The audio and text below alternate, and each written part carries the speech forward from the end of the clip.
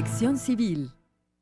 ¿Cómo están? Muy buenos días. Muchísimas gracias por acompañarnos iniciando esta mañanita de miércoles con un programa muy interesante, acompañados como siempre de Protección Civil este día miércoles y con nosotros el comandante regional Arturo García Pulido. Nuevamente, muy buenos días. Buenos días, a sus órdenes. Pues estamos listísimos para hablar de un tema muy importante que es cómo identificar en nuestra casa, en nuestra comunidad, y sobre todo también en nuestro espacio de trabajo, aquellos puntos que pudieran representar riesgo para nuestros familiares, nuestros compañeros de trabajo o nuestros vecinos y por supuesto nosotros mismos, de qué forma también podemos colaborar en todo este entorno para poder salir avante en una cuestión o una situación de crisis.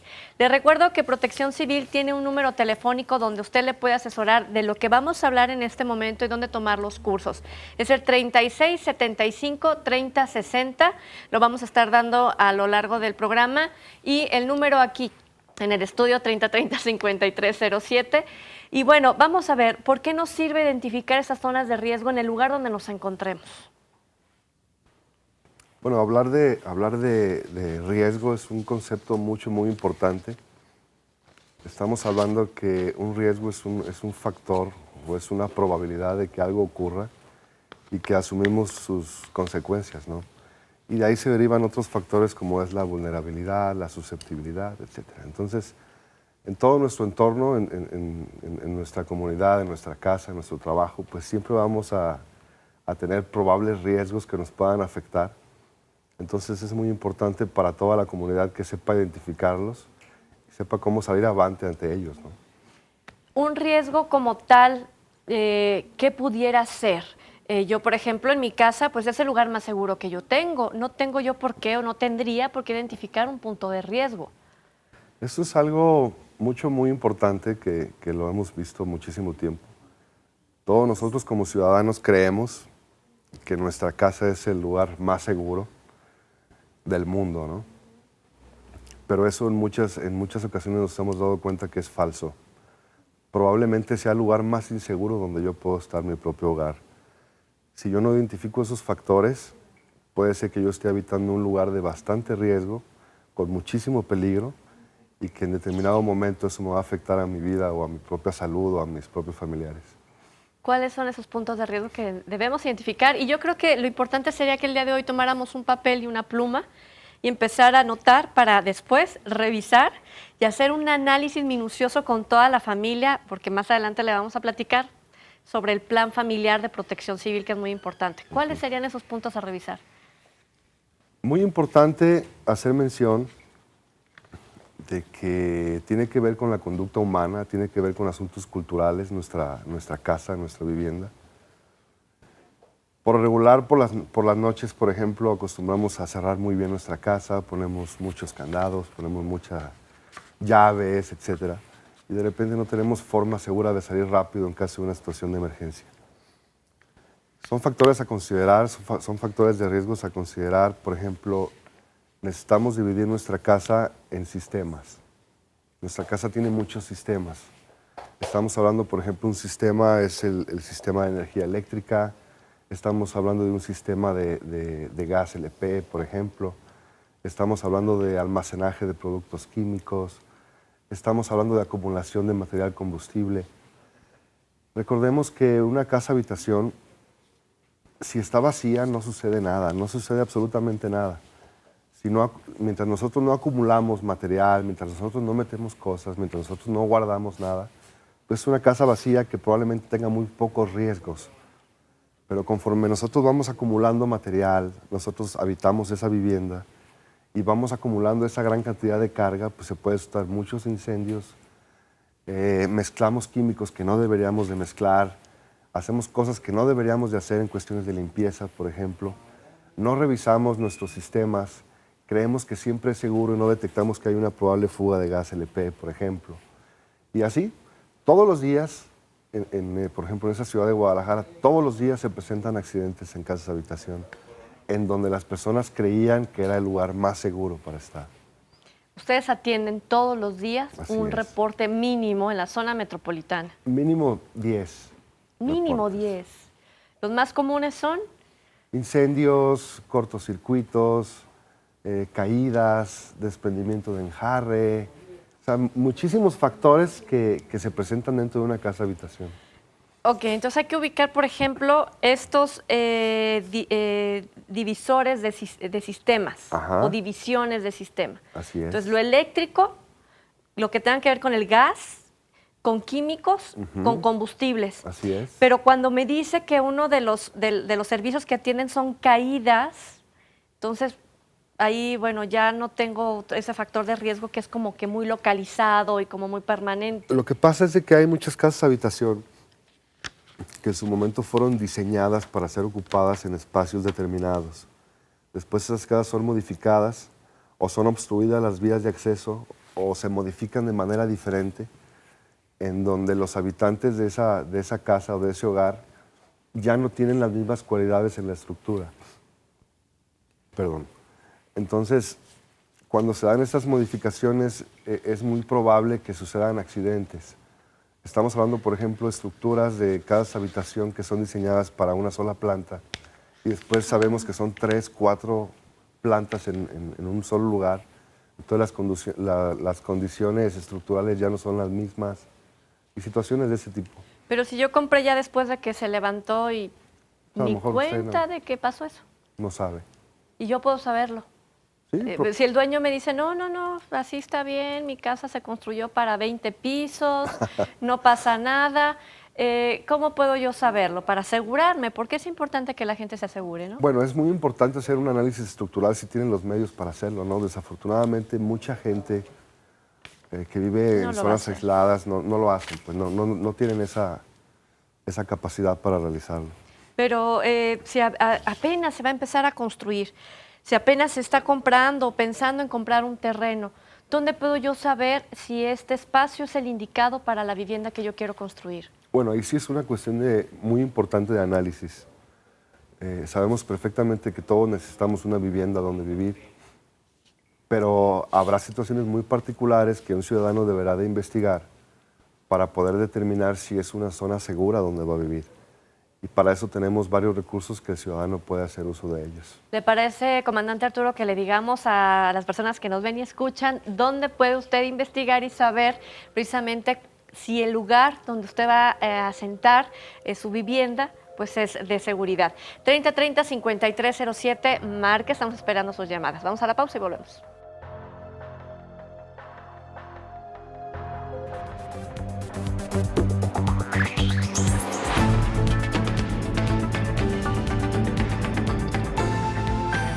C7, Protección Civil.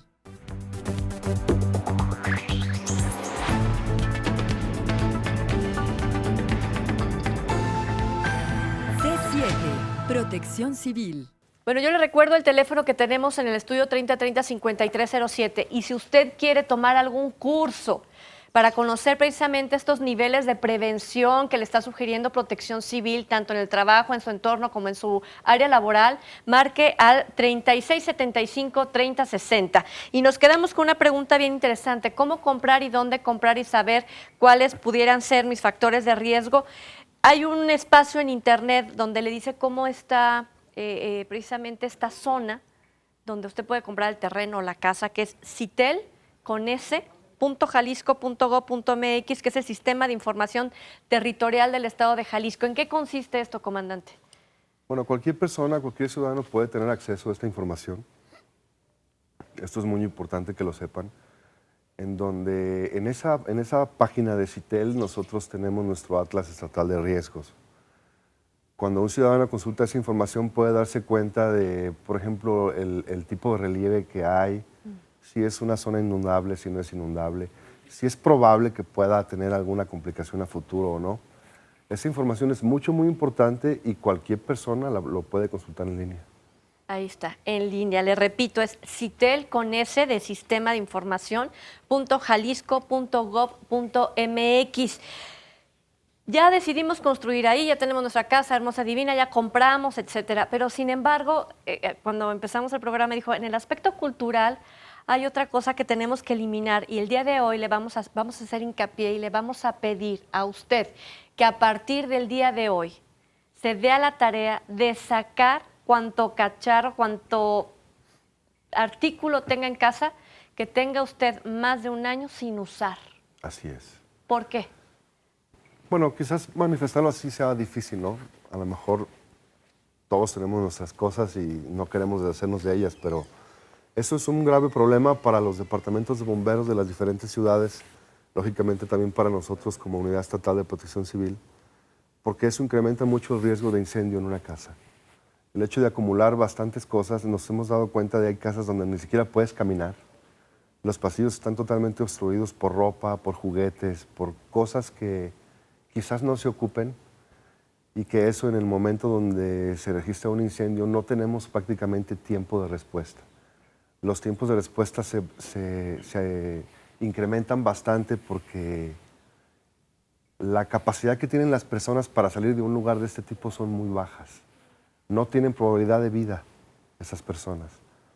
Si algo se llega a incendiar, se va a incendiar todo mucho, muy rápido. Entonces, no tienen probabilidad de salir, mucho menos si es en la noche, mucho menos si están dormidos.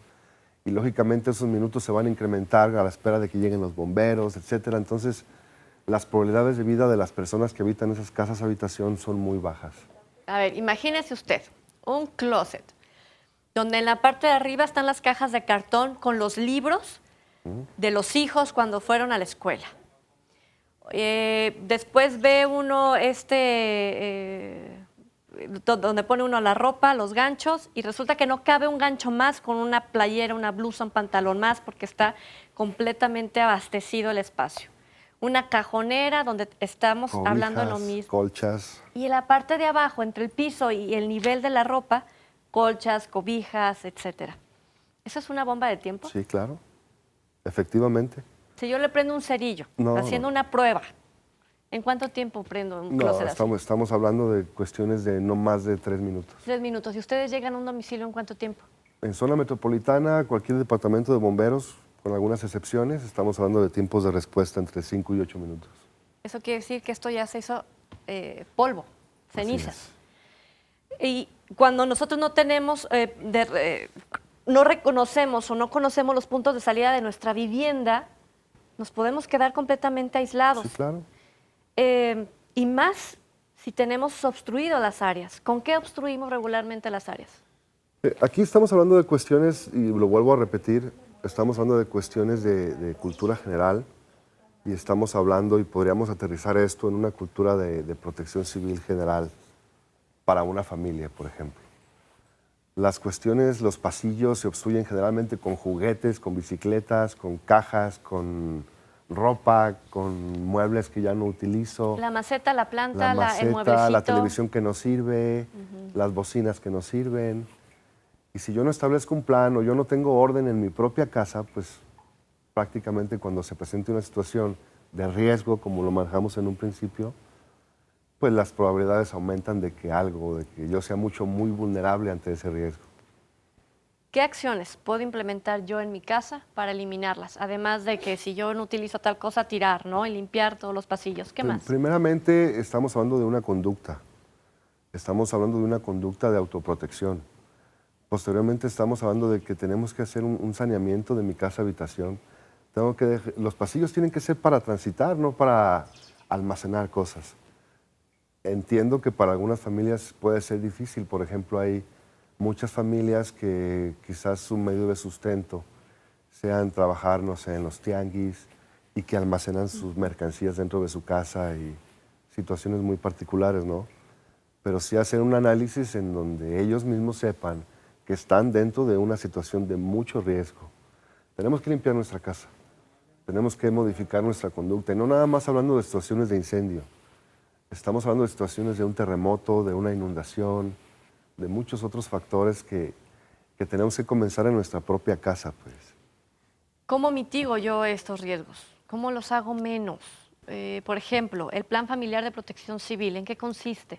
Tenemos que hacer primeramente un estudio preliminar de cómo estamos en nuestra casa-habitación. Lo podemos hacer nosotros. Sí, claro. No necesitamos a la unidad de protección No, civil. no, usted lo puede hacer solo con su familia, los padres de familia, con sus hijos, determinar dónde están ubicados, qué tipo de estructura tienen, en cuánto tiempo pueden salir, cuánto almacenaje de carga incendiaria tienen dentro, cómo están funcionando sus sistemas, electricidad, gas LP, cuáles son sus planes de evacuación, cómo se ponen de acuerdo para evacuar la casa, en cuánto tiempo lo pueden hacer, después de que evacúan la casa, a dónde se van a ir, dónde están sus documentos importantes, dónde guardan sus llaves, etcétera. O sea, es todo un plan que se pueden arrimar con nosotros y que nosotros los podemos asesorar para que ellos hagan su plan familiar. Y que usted lo puede hacer porque ya tuvimos ese programa, pero lo vamos a volver a tocar porque es muy importante. Haga un mapa, dibújelo exactamente, habitación 1, habitación 2, habitación central, pasillo, baño 1, baño 2, sala, comedor, cocina, patio de servicio, escalera, etcétera, para saber cuál es la línea de evacuación que usted tiene que seguir. Lo vemos mucho en las empresas, ¿no? Pintadas, las flechas, etcétera, pero no está de más que jugando con los chaparritos, con los hijos, Así ¿no? es. Podamos identificarles y, por supuesto, incluir, si tenemos en casa, a las personas de la tercera edad, que también es muy importante. Involucrarlos a todos. Dentro de todas estas páginas que tenemos en Internet podemos buscar cómo enseñarle a los niños, a los pequeños, a entender lo que es la protección civil. Usted métase ahí a Internet y lo puede saber con mayor facilidad, o si no, buscar a Protección Civil del Estado de Jalisco 3675-3060. ¿Por qué es importante involucrarlos a todos? Hablar de un después en muchas circunstancias es muy tarde. Hemos visto muchas situaciones particulares muy tristes donde las personas dicen, ¿y por qué no lo hice? ¿Por qué me tardé tanto en hacerlo? A veces ni siquiera es cuestión de invertir tanto dinero, simplemente es de modificar conductas y de tener un adecuado orden en una casa-habitación. Por ejemplo, el fumar dentro de una casa-habitación es una conducta muy difícil de aceptar, no solo por el daño a largo plazo que ocasiona, sino por el riesgo de incendio. El hecho de invertir, no sé, cierta cantidad de dinero, que no es mucho dinero, en detectores de humo, que pueden ayudarme a mí por las noches para saber si se presenta una situación o no. Si tengo niños pequeños o no en mi casa. Muchos accidentes que se pueden dar en una casa-habitación, el hecho de que un pequeño se meta dentro de un balde, de un bote y se ahogue, el no tapar los aljíberes, o sea, muchas situaciones muy particulares. Que los dejan subir a la azotea también, que Así no es. cierran los accesos. El hecho de tener mascotas. Una mascota nos puede ocasionar un accidente. ¿Por qué? Bueno, al contrario, podría decir que si hay factor de riesgo, ojo, alguien se tiene que encargar de la mascota, porque hay que salir con ella también, es Sí, parte de la familia. Así es, pero por ejemplo hay muchas personas que tienen a sus mascotas, por ejemplo, perros en los patios, y en los patios es donde tenemos los cilindros de gas LP. No los tenemos asegurados esos cilindros, el perro anda jugando y de repente lo ves jugando con el regulador, con las mangueras del gas, tumban los cilindros. O sea, Sí pasa. sí, claro. Fíjese nomás, hay que tener mucho cuidado con esto. El plan de familiar de protección civil lo puede también encontrar en Internet, donde usted póngale nada más plan familiar de protección civil, y ahí le ayudan a identificar pues todos estos puntos de riesgo que ya hemos mencionado, y que cuando pensamos en toda la comunidad donde vivimos, nuestro entorno, nosotros podemos ser un factor de riesgo para nuestros vecinos, o su vecino puede ser un factor de riesgo para usted. ¿Cómo me coordino yo? Ya que tengo solucionado mi espacio familiar, ¿cómo me voy a la parte de mis vecinos, de mi colonia? De manera muy básica, porque igual lo podríamos subir de nivel. De manera muy básica estamos hablando de brigadas comunitarias, en donde las colonias o los colonos, los habitantes de ciertas colonias, se ponen de acuerdo para saber qué hacer, por lo menos de manera inicial, cuando sucede algo que los puede afectar a nivel comunidad. Si hablamos, por ejemplo, de un desastre natural, por ejemplo, un terremoto, hay comunidades, ya sea en México o en otros países, que son comunidades muy resistentes o resilientes, que tienen la capacidad de absorber ese impacto y que tienen la capacidad de superarlo y volver a la normalidad rápidamente, cosa que no pasa con otras comunidades que probablemente pasen muchos años antes de que se puedan sobreponer en una situación de desastre. Pero esto tiene que ver, lógicamente, con los aspectos principalmente de coordinación entre los diferentes habitantes para que sepan qué hacer y cómo hacerlo. ¿Y qué hacer y cómo hacerlo? Por ejemplo, en la zona metropolitana de Guadalajara vienen las lluvias, que ya habrá espacio para hablar precisamente de estas lluvias, pero ¿Cómo me voy previniendo yo ahorita? ¿No? Muchos lugares donde se inunda, tremendo, porque aparte hay asentamientos irregulares. ¿Cómo hago yo para coordinarme y evitar que una de las personas que viven conmigo fallezca? Podemos hacer muchas cosas. De manera institucional, nosotros lo que hacemos son muchísimas recomendaciones. Tratamos de coordinar con los diferentes municipios de zona metropolitana para saber qué es lo que están haciendo previo a que se presenten estas situaciones de riesgo, ¿no? Sabemos que viene el temporal de lluvias. Necesitamos saber cuáles son esas barreras que se han puesto para mitigar esas inundaciones, cuáles son las acciones que se han hecho pues, para evitar que haya inundaciones. Pero si hablamos de una comunidad, hay varias colonias en Guadalajara que ya están acostumbrados a inundarse. Y Por que el agua ejemplo, entra un metro, metro y medio hasta su casa. Y aguantan esa temporada, no sé, 2, 3 meses, 4 meses y luego Vuelve. todo vuelve a la normalidad. Hay mucha gente que no. Hay mucha gente que no sabe que está en una zona inundable y que se viene la situación y mientras sean las cosas materiales no hay ningún problema, pero... Cuando se pierden vidas humanas, Así ahí sí hay es. muchísimo que lamentar. Es tiempo de hacer una breve pausa. Le recuerdo su teléfono 3030-5307. Estamos listos para recibir sus comentarios. La pausa, volvemos.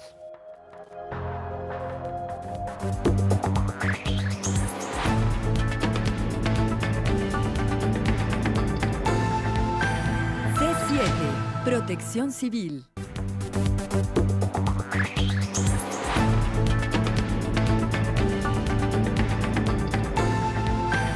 C7, Protección Civil. ¿Sobre qué nos tenemos que cuidar en nuestro entorno, como comunidad? Formar una brigada comunitaria sería lo mejor que usted podría hacer con sus vecinos, con todas las personas que viven en un departamento. Organizarse previamente y saber cuáles son las funciones de quiénes. Esta brigada comunitaria, ¿en qué consiste? ¿Quiénes los forman y cómo pueden continuar siempre bien capacitados y bien constituidos? En situaciones ordinarias o de respuesta ordinaria en una comunidad tan grande como la nuestra aquí en zona metropolitana de Guadalajara, pues lógicamente cualquier persona tiene acceso a la respuesta de los departamentos de protección civil y bomberos, ¿no? Si se trata de un incendio en un carro, en una casa, pues van a ir a responder, pero en una situación no convencional, por ejemplo, hablando de un terremoto fuerte, la verdad de las cosas es que va a ser muy difícil la respuesta por parte nuestra. ¿Por qué? Porque pues, va a ser una especie de caos en ese momento, ¿no? Entonces, para eso se forman las brigadas comunitarias y que ellos mismos sepan qué hacer y cómo hacerlo. Llámese por barrios, por colonias, por zonas, en donde ellos se organizan de una manera tan eficiente, en donde tienen un coordinador, por ejemplo, tienen al presidente de la colonia, al presidente de los colonos, saben los números de teléfono de todos.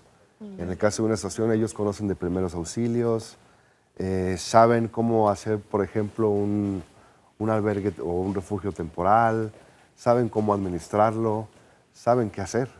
Y eso nosotros los podemos ayudar. La pregunta es, ¿usted sabe? Digo, usted ya platicó con sus vecinos.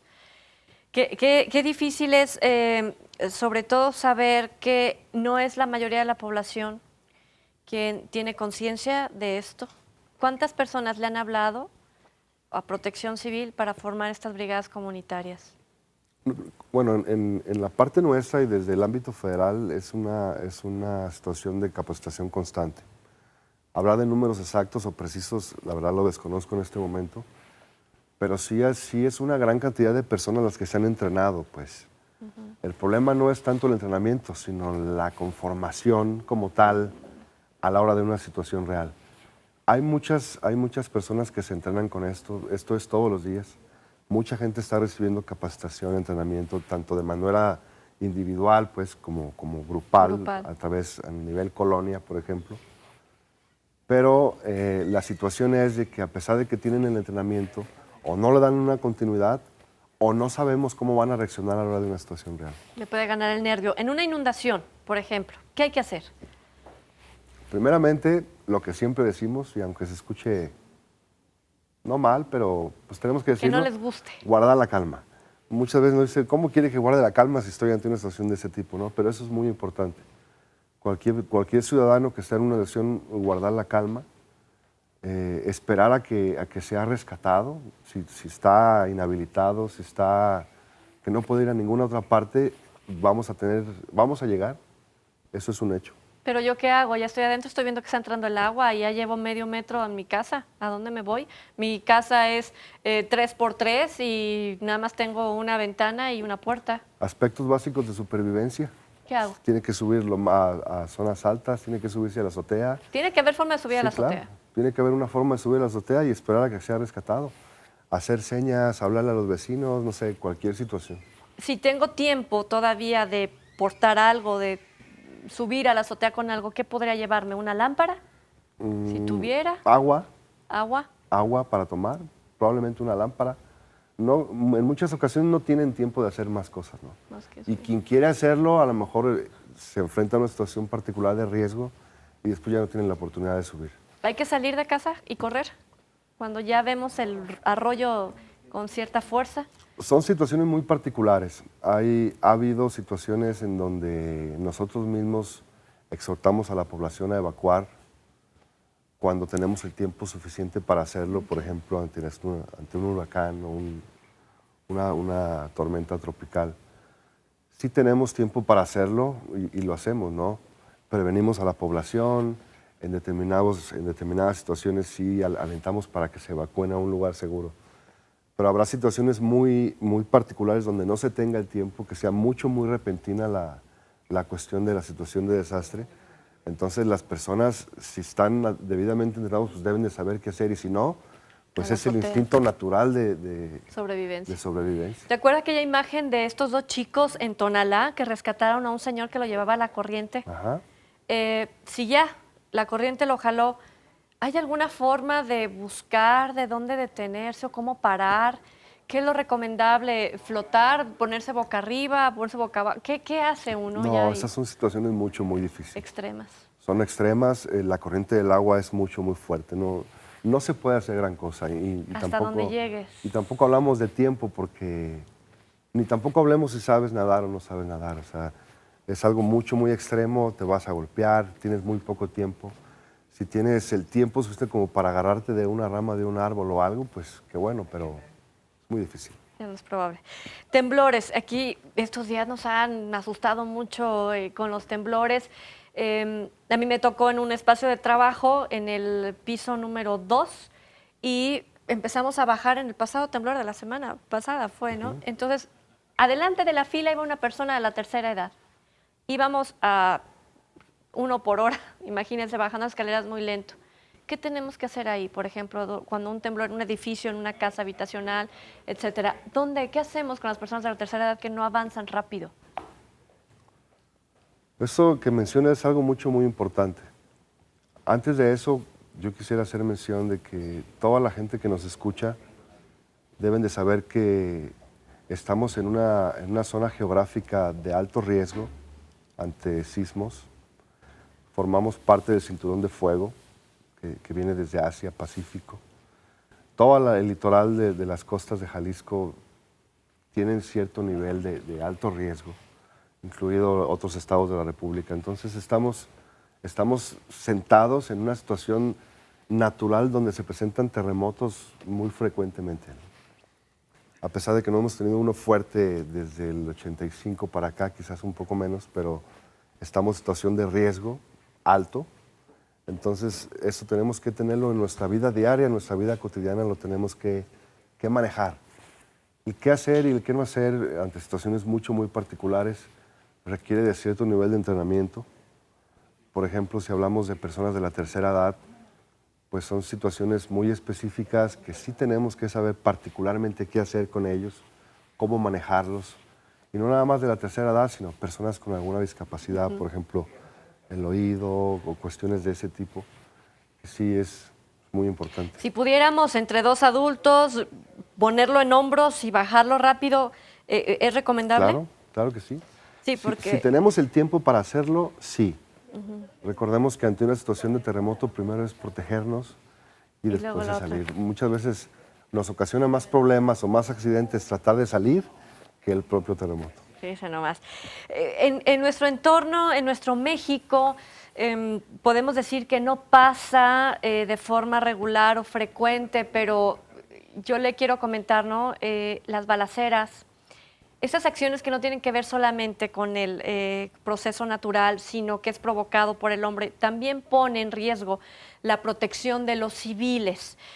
La situación de seguridad de nuestro país nos ha permitido tener experiencias muy desagradables donde se desata una balacera y se ponen en riesgo, por ejemplo, en una escuela, ¿no? Lo vimos aquí en el estado de Jalisco hace unos meses, donde ¿qué se tiene que hacer en ese caso?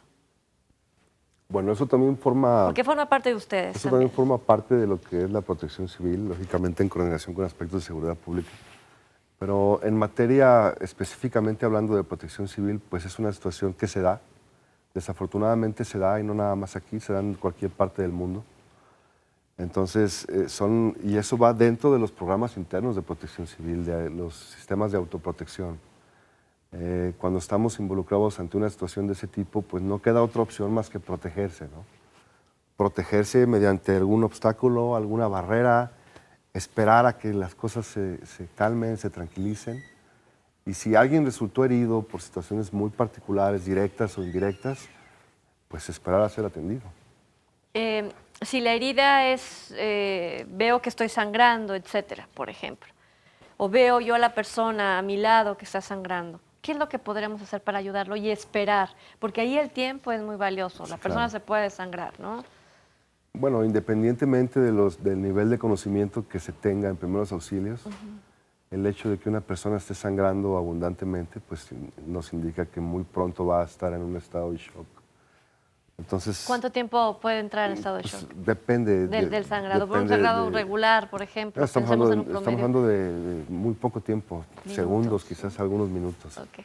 Entonces, pues habrá que aplicar tratar de evitar ese sangrado, ¿no? Bajo cualquier circunstancia. Presionar, etcétera. Así es. Qué importante es saber, uno nunca sabe cuándo nos va a pasar y la verdad que sí estamos esperando que no nos pase y con la confianza de que no. Nosotros no tenemos amenazas de bomba, cuando han surgido son falsas, pero ¿ustedes qué hacen cuando en un edificio dicen se evacúa este edificio por amenaza de bomba? Bueno, la primera instancia que debe de determinar esto son la parte que tiene que ver con seguridad pública. Pero también nosotros participamos ante esa situación, lógicamente, para la protección de las personas que están en los inmuebles, ¿no? Se hace un trabajo conjunto en muchas ocasiones, primeramente para determinar el tipo de inmueble, el tipo de amenaza, desde el tipo de llamada. Es muy frecuente que se ven este tipo de situaciones muy particulares en escuelas, sobre todo cuando hay exámenes, en universidades, ¿sí? Porque pues quieren que se suspendan los exámenes y ese tipo de cosas y reportan que hay una amenaza de bomba. ¿Ustedes llegan a recibir el reporte? Bueno, llega al 066. Así es, y se deriva a las instancias correspondientes. En este caso, Protección Civil. Protección Civil o la Fiscalía General del Estado. ¿Qué tantas llamadas falsas les llega? Ok, sabemos que son muchas, la mayoría de las llamadas al 066 son falsas, pero ¿cuántas de estas llamadas a Protección Civil sí les llega a repercutir en cuanto a tiempo y esfuerzo del personal? Es variable porque afortunadamente la gran mayoría de esas situaciones son falsas, son bromas, y pues eso hace que nosotros atendamos emergencias que son bromas y que en situaciones muy particulares otras personas que sí no necesitan en realidad, pues no tienen en ese momento el recurso porque estamos ocupados en otra situación muy particular. ¿Quién llama? ¿Universidades? ¿Chavos universitarios? Se dan muchísimas situaciones. O sea, es muy frecuente que suceda así. Ay, chicos, vamos a tratar de ser un poquito más conscientes, padres de familia, pues emitir este mensaje a sus hijos. Estas llamadas de broma, pues la verdad es que no son nada agradables. Cuesta tiempo, dinero y esfuerzo por parte de Protección Civil. Vamos a la pausa y ya regresamos.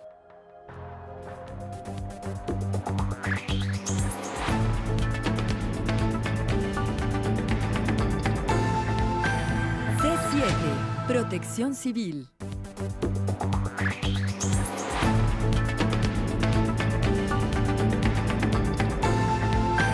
C7. Protección Civil. Antes de irnos, damos llamada de Leopoldina Orozco Ledesma, de Guadalajara, Colonia Lomas del Paraíso. ¿Cómo puedo hacer para que vayan a revisar un árbol que se encuentra en la calle Francisco Serrano 4745?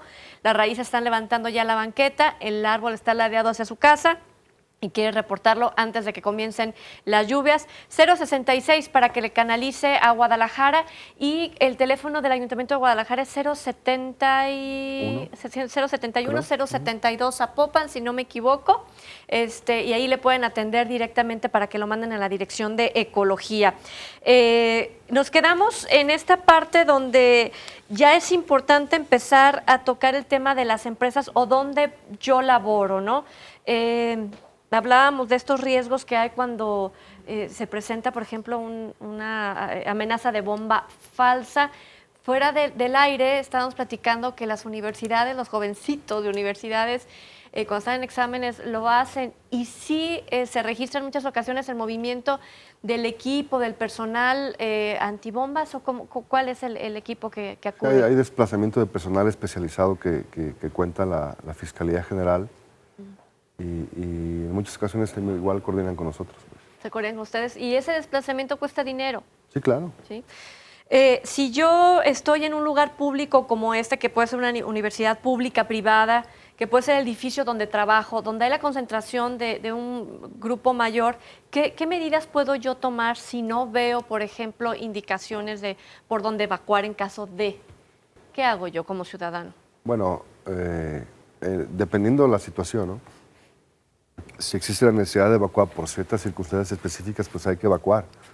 Hay que atender las recomendaciones de otras personas, de otras instituciones, de oficiales, etc.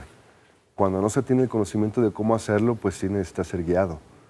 Y las personas que lo tienen que guiar son los propios propietarios o las propias instancias que están dentro de esas estructuras, ¿no? Esos edificios. Si en esos edificios no hay una guía de protección civil, ¿quién les multa a las empresas o a los encargados o a los administradores?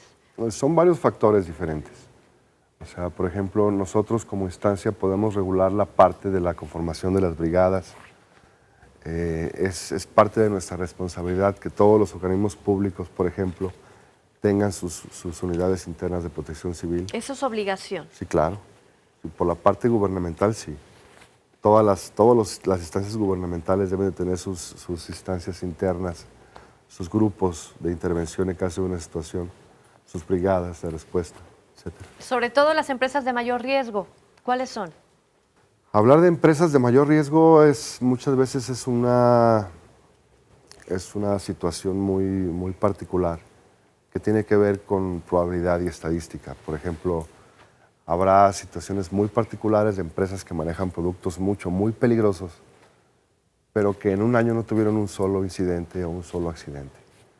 Habrá otras que no manejan tanta situación de riesgo, pero que tienen muchísimos accidentes. Entonces, aquí sí es una situación muy particular que nos da de mucho tiempo para hablar sobre las empresas. Estas. Pero vamos a anotarlo, ¿no? Por ejemplo, una gasolinera es de riesgo. Claro. Y claro, hace tantos años después de este título de franquicia, donde se evitaron pues los accidentes, ¿no? Esas gasolineras. Las industrias, por ejemplo, que producen químicos de limpieza también son de riesgo, ¿no? Así es. Las empresas que manejan maquinaria pesada, ¿es de riesgo? Claro. Sobre todo para el trabajador. Debe haber para el trabajador una capacitación, ¿no? Sí, así es. Por ejemplo, las empresas que manejan maquinaria pesada, los trabajadores deben de saber, deben de estar entrenados en cómo utilizar esa maquinaria, deben de tener su equipo de protección personal, sus botas específicas, sus cascos, guantes. ¿Ha disminuido los accidentes por negligencia en las empresas porque hay cada vez mayor cultura de protección? Así es. ¿Ustedes enseñan a las empresas? Algunas. Algunas. Pero si las personas quieren continuar... Sí, claro. Pueden tomar los cursos, los cursos que sean necesarios con nosotros. 3675-3060 es el teléfono al que usted debe de marcar. ¿Cómo identifico yo mis zonas de riesgo en mi empresa? Bueno, esto es un factor muy importante. Recordemos que hay diferentes niveles. Por ejemplo, hay empresas paraestatales, hay empresas de orden federal, estatal, etc. Por ejemplo, Pemex que maneja bastante hidrocarburo, maneja gas, maneja tuberías, gasoductos, etcétera. Y nosotros vamos por la calle y podemos observar que hay, que dicen pilares. no escarbar aquí, situaciones muy particulares, ¿no? Pero desde el punto de vista de un trabajador sí debe de estar muy bien entrenado y debe de saber cuáles son las áreas donde debe de estar y no debe de estar, en qué horarios puede estar, en qué horarios no puede estar. Simbología de colores, letreros, anuncios, etc. La señalética es muy importante. Ajá. ¿Qué debemos nosotros identificar? Si yo trabajo en esta empresa, vamos a hablar Sistema Jalisciense, C7 Jalisco, y yo no veo flechas, no veo extintores, no veo gorras, ¿yo puedo reportarlo a Protección Sí, claro. Civil? Ahí es algo que está funcionando mal. Y antes de reportarlo con nosotros, debe de reportarlo dentro de su propia empresa. O sea, usted como trabajador tiene ese derecho. Tiene el derecho a resguardarse, a que usted esté trabajando en un lugar seguro, que deba tener rutas de evacuación, que tenga extintores, hidrantes, señalética específica, que usted sepa qué riesgos hay dentro de ese lugar de trabajo en específico. Que lo sabemos nosotros aquí en el Sistema Jalisciense, en C7 Jalisco, sabemos todos los que trabajamos aquí, los tiempos de evacuación, dependiendo del piso en el que te encuentres. Por ejemplo, ese es el último, ese es el quinto piso, y tenemos, y lo volvemos a resaltar, ¿no?, nuestros puntos de protección, que son los pilares que soportan precisamente este estudio, y donde para nosotros sería en este momento mejor quedarnos aquí en el lugar y resguardarnos que tratar de bajar. Sí, claro. Si nosotros ya estamos en este momento sintiendo un sismo de mediana intensidad, por ejemplo, no hay mejor opción que resguardarte donde estás. Estés en el piso que estés. Una vez que esto pase, sales. Ah, correcto. Hay que esperar entonces, la Sí, indicación, claro. eso es muy importante. Así Si ya es. está temblando, quédate en el lugar más seguro de donde te Protégete encuentras. en donde estés. Pero hay que identificar en casa, en el negocio o en la calle cuál es cuál es el lugar más seguro. Por ejemplo, en la calle, pues debajo de un árbol no lo es, ¿no? Ni en el carro. Son factores así muy específicos. Por ejemplo, estamos hablando de cables de energía eléctrica que hay en Por la ejemplo. calle. Tenemos postes, tenemos árboles. Entonces, cada empresa o cada centro de trabajo deberá de establecer un lugar seguro fuera de sus instalaciones para el proceso de la evacuación. Y eso es una cuestión de análisis. Cada centro laboral deberá de identificar un lugar en donde albergar a esas personas en un lugar seguro. ¿Por qué es tan importante aprendernos esto de no grito, no empujo. corro, no empujo? ¿Son esas tres? Sí, porque eso nos crea muchísimos problemas y crea, en muchas ocasiones, el pánico que se genera crea más accidentes que lo que realmente sucedió por una situación particular. A veces es difícil decirlo y más hacerlo. Por ejemplo, el hecho de no salirme de aquí cuando empieza un sismo. Quizás en teoría sí lo digamos, pero a la hora de la situación muchas veces no respetamos eso y nos salimos. Y sálvese quien pueda y corro y me empujo y yo me quiero salvar, etc. Pero eso nos crea muchísimos accidentes. Y al final de cuentas, a lo mejor el propio sismo no hubiera pasado nada. Estamos por concluir este espacio. ¿Cómo podemos resumir? Yo sí tomé mi papel y mi pluma y dije, bueno, ¿cuál es lo principal que debemos hacer? Si estamos en casa, ubicar perfectamente nuestros espacios de riesgo, que es todo aquello donde hay instalaciones eléctricas, de gas, donde tengamos químicos o combustibles. Así es. Hacer un análisis de nuestra estructura, de nuestra casa. El tipo de casa que tenemos, su resistencia estructural, su diseño, su construcción. Plan familiar, ahí donde incluye que estemos en conciencia todos para ver qué hay que hacer. Que todos sepamos qué es lo que tenemos que hacer y cuáles son nuestras funciones específicas de cada integrante de nuestra familia. Por medio de este plan familiar de protección civil, Así es. muy bien dibujado y diseñado en un mapa, en un plano Sí, de tu casa. Así es. ¿Qué lo puedes hacer tú? Sí, claro. No tiene que tener esa estructura del arquitecto. No. Cada familia debería de tener un plan de protección civil interno en su propia casa. Si esto sucede, ¿qué hacemos? ¿Cómo lo hacemos? ¿Qué tienes que hacer tú? ¿Qué tienes que hacer tú? ¿Cuál es mi función? Hay que recomendar a la gente, a las personas que nos están viendo, el silbato. Sí, ¿Sí? Cualquier situación de riesgo, habrá uno encargado precisamente de en cuanto identificas algo, empezar a silbar. así es. Y esto indica para toda la familia que es el momento de ponerte las pilas. Recomendaciones importantes, por ejemplo, saber a dónde ir, saber por dónde salir, a dónde ir y llevar los documentos necesarios. Si es posible, traer documentos necesarios. Si no es posible, pues simplemente Salir. tú salir. Pero si es una inundación, no salir en caso de que haya corriente y Ajá. subir a la parte más Sí, subir alta. a las partes altas y esperar a ser rescatado. Correcto. No fumar en casa. Tener detectores de humo y ojo con los aljibes y con y con las balsas de agua. Así es. Correcto. Las mascotas, los bebés, los niños. Así es. Brigadas comunitarias, hay que organizarnos con nuestros vecinos. Sí. Es cuestión de organización y de coordinación. Y las empresas, ojo con ellos, que tienen que estar pues muy pendientes de darle esa protección a todos los que laboran ahí. Así es. Todo el trabajador tiene derecho a estar trabajando en un lugar seguro. ¿Cuánto dura una capacitación? Depende. Pueden ser cursos muy básicos, por ejemplo, de primeros auxilios, de seguridad e higiene, de seguridad laboral. Estamos hablando de 6 a 8 horas. Habrá cursos que son más complejos, que duran hasta una semana. Es variable. Es variable. Pero bueno, hay que hablar a Protección Civil, 36 75 30 60. ¿Tienen algún costo? De preferencia llamen porque no todos tienen costo. Específicamente qué es lo que quieren, cómo quieren ese tipo de capacitación y les darán la información. Así es. Bueno, comandante Arturo García Pulido, una vez más le agradecemos mucho que nos haya orientado. Muchas gracias por haberme invitado. A sus órdenes. Y aquí lo esperamos en la próxima, por supuesto. A usted también, todos los miércoles en punto de las 9 de la mañana, C7 Protección Civil, un programa que está diseñado para usted y los suyos. Gracias, buen día.